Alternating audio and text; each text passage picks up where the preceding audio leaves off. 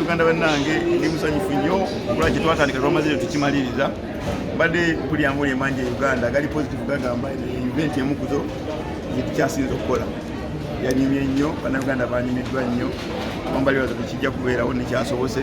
So nze ng'omutegesi ate nga nze nkiikidde bannange bonna abalala ndi very happy kubanga nasobodde okukolako n'abasajja abalina ennyimba n'omukyala alina ennyimba n'okusingira ddala n'okukola ne INSK essaawa eno yaliko era tukiraze ate nsanyukidde nnyo bayimbi banne bakkiriza ne bagamba essaawa eno yaliko ne stage gimu yabaagigalawo bo bennyini bakikkiriza saasakera ekisale kyenyinza okwogera.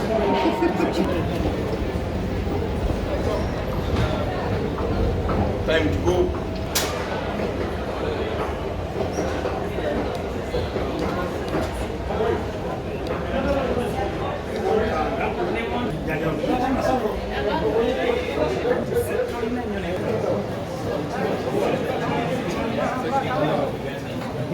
Yeah, yo, so Chakabi tunyumiddwa nnyo nze ne team yange representing the Purple Party team. So we really had fun. London mwebale nnyo. Mwatuwadde vibe yabadde yakabi nnyo. So I hope twaba entertaininze bulungi. So see you next time. Chibanda.